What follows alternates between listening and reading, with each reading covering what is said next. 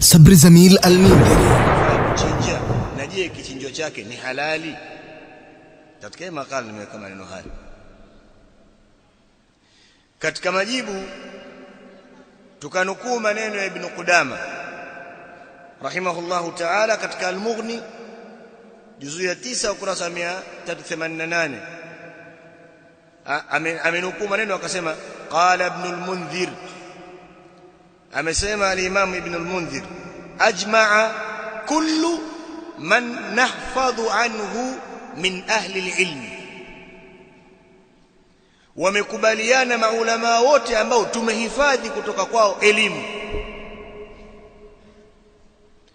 ala ibahati dhabihati al-mar'ati was-sabiy, walijiko ndio walichokubaliana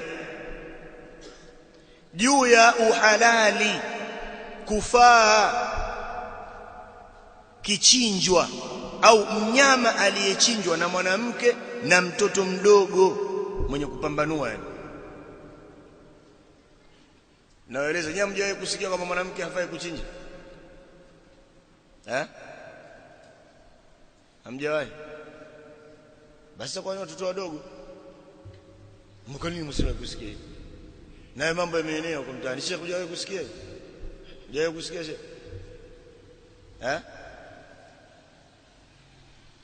Mimi napiga mfano hii kwa sababu kuna mwaka mmoja mwanzoni tulipoanza kwenda kusoma Pemba,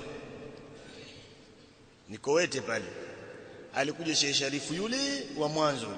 Maana Sheikh Sharifu washakuwa wengi, lakini yule wa mwanzo aliibuka miaka 90, yule mwanzoni wa miaka 90.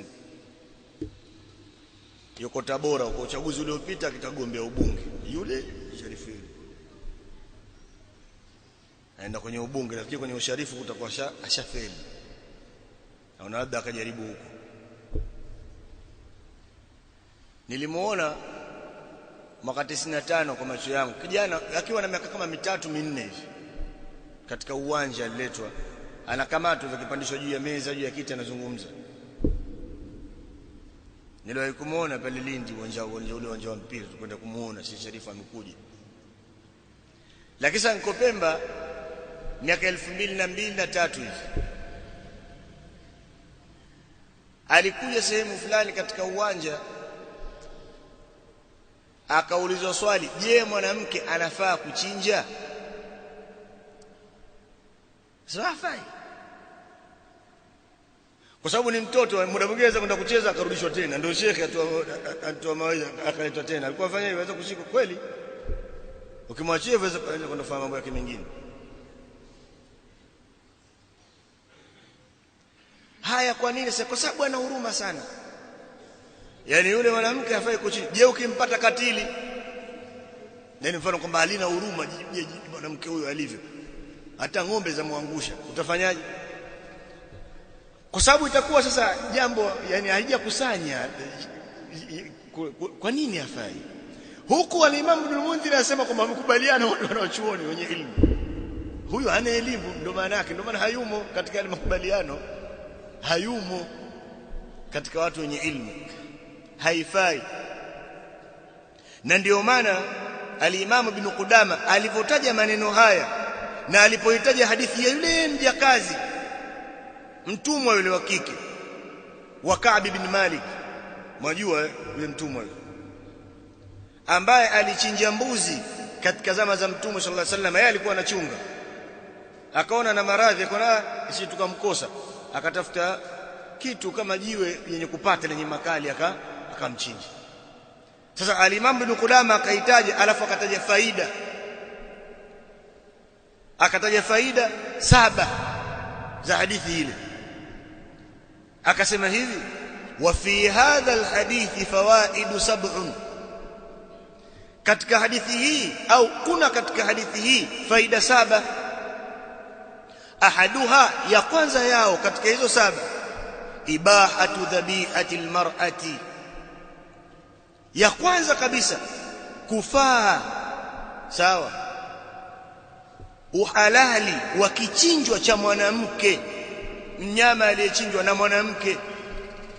Dhabiha, uhalali wa mnyama aliyechinjwa na mwanamke.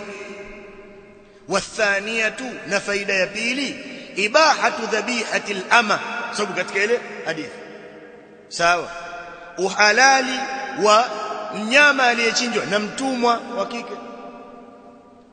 Huyu yumo ajua mambo haya Sharifu, kwa Baitul Sharifu anafundishwa, anasomeshwa na watu wanakuja usiku wamevaa kanzu nyeupe, wanamchukua ndani chini ya mti malaika wawili ndio wanamsomesha. Malaika asomesha namna hiyo, okay, kama madrasa vile ya mtaani. Mashaitani wawili wamevaa kanzu zao nyeupe, nyuma ita malaika, malaika avaa kanzu. Mlimuona wapi? Sasa mbona Jibril amekuja katika umbile la mtu? Wewe Jibril atakuja kwa Sharifu? Jibril mwamjua? Hawezi kufanya hivyo. Wajua katika bid'a kuna sura hiyo mtu anaweza kuwaza hivyo kwamba anachukuliwa anapelekwa peponi ndio anakolala, asubuhi anakuja duniani. Wallahi nakuelezeni hivyo katika mambo ya usufi hapo, mambo hayo. Ndio maana kuna mtu mmoja alikuwa anaota hivyo kwamba yeye usiku analala peponi, lakini asubuhi yuko duniani mwenyewe anaishi kila siku.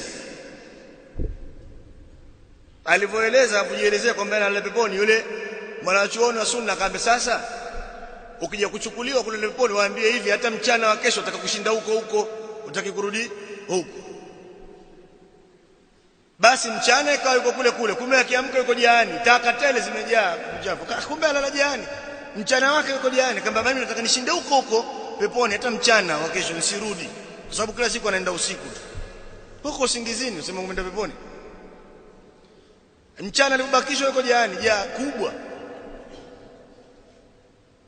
yuko pale, kuna pempas, kuna nini, sio kama kuna vitu gani mfano, kumbe ndio pepo ile anapelekwa usiku. Lakini wapo wafanya hivyo, wapo watu wanatasawwar hivyo kwamba yeye alipofikia sasa sio kama nyinyi, kwanza yeye usiku analala peponi, sio kama nyinyi mnavyo. Wapo wanatasawwar mambo kama haya. Almuhimu kwamba ni suala lipo linafaa, mpaka pia akasema wa thalithatu, nikaita na faida ya tatu, ibahatu dhabihati alhaidhi, akataja hivyo. Faida ya tatu, halali wa mnyama aliyechinjwa na mwanamke mwenye hedhi.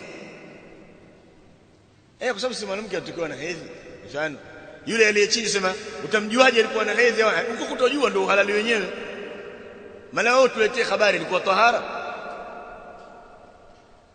Na mbona akuulizwa na Mtume sallallahu alaihi wasallam, umechinja kwani ulikuwa tahara? Uko tahara?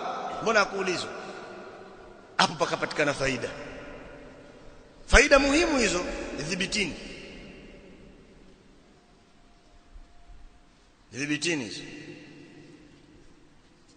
tena. Katika al-Imam al-Bukhari, katika Sahih al-Bukhari ameweka mlango babu dhabihati al-amati wal mar'a, wale mlango wa kichinjwa cha mjakazi na mwanamke.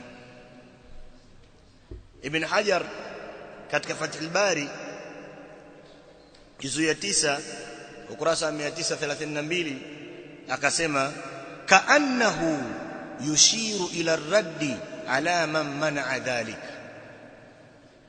kana kwamba yeye Bukhari ameuita hivyo mlango huo, anaashiria kwenye kumkosoa yule aliyekataza hilo, anamfanyia raddi. Ndio mlango ameweka hivyo, anamjibu yule anayeona kwamba haifai.